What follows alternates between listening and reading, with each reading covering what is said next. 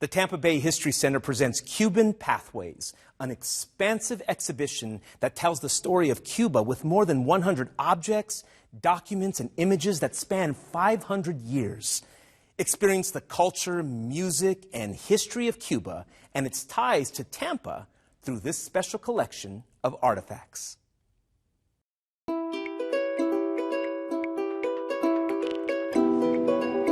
The relationship between Tampa and Cuba stretches back hundreds of years.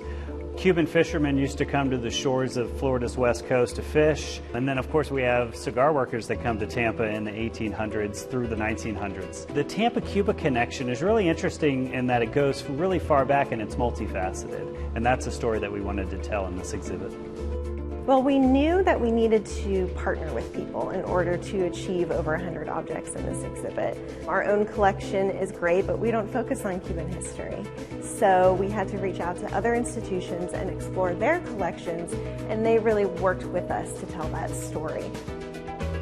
The hardship of this exhibit is telling a 500-year story in 2,000 square feet. But for us, it was important that we told a very broad-based story. So as our guests walk the gallery, they're going to see stories about Spaniards in Cuba. They're going to see stories about Afro-Cubans. They're going to hear stories about Chinese Cubans. And it was difficult for us to find items to tell all of these stories. So what we did to solve this problem was we reached out to some partner institutions, the Mel Fisher, the Daytona Museum of Arts and Sciences, even the Delta Flight Museum. And they loaned us items that help us tell a fuller story and to tell a very diverse Cuban story.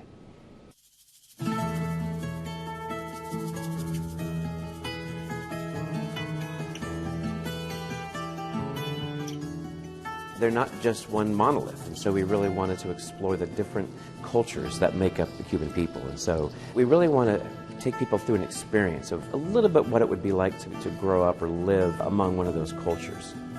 And then we actually have a pathway, thus the name Cuban Pathways, where you can take on the kind of the persona of a Spaniard, an Afro-Cuban, or a Chinese Cuban, and kind of see how your culture was affected and helped affect the growth and history of Cuba. One of the pieces for the show that we were really excited to be able to get was a painting by a free person of color in Cuba named Vicente Escobar.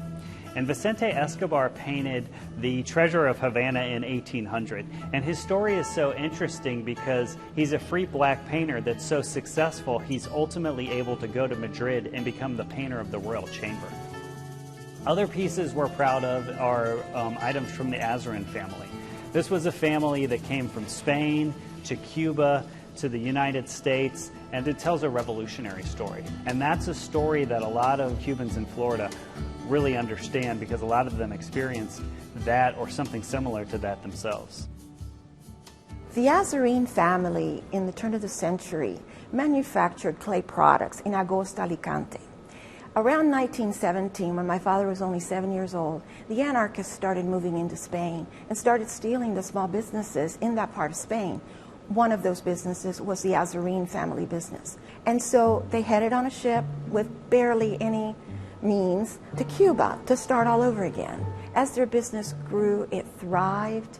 It was a very large industrial business by the 1960s. And then all of a sudden, there was a movement that had started on Christmas Eve of '58, and Fidel Castro declared himself a communist Marxist. So on October the 13th of 1960, the communist agents came to the bread plant and told my father they had frozen our bank accounts, that none of the Azarin properties belonged to them anymore. They were now the property of the communist Cuban government. I had just turned 8, and I watched them coming up the staircase. There were 2 militiamen wearing their militia uniforms, carrying rifles over their shoulders, and they basically said in Spanish that this no longer belonged to us, but that everything in the house had been inventoried. And we were told that if we wanted to leave, we could only bring 1 suitcase per person when we left. So on November the 13th is the day we landed in Miami Airport, and it was stamped Miami, Florida, never to go back. I think one of the things that makes this such an effective show is that it is focusing on people. We're telling stories about Cubans who went through different experiences at different times, and I think there are lots of lessons there for all of us as we follow and we understand what those folks went through. So I think it makes for an educational show, but a show that we can all relate to.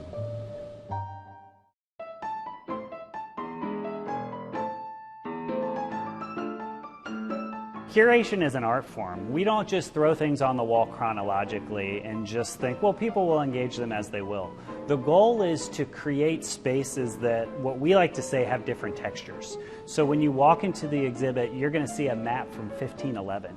You're going to see an elaborate oil painting from the 1800s. You're going to see a set of bongo drums. And you're seeing all these things in particular places for a reason.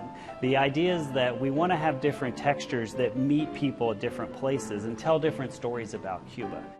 One thing that caught my attention is the picture of the first Tainos. From where we are in Puerto Rico, Tainos are a very important part of our history from the center of the island, so it's good that part of the Tainos are making all the way into this exhibit. So very, very excited to see that here.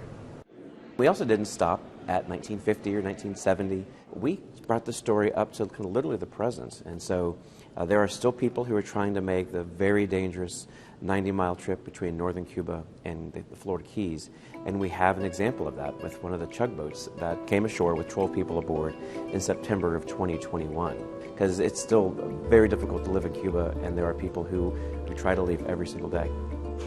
There are things that will touch your heart. There are some things that will make you cry.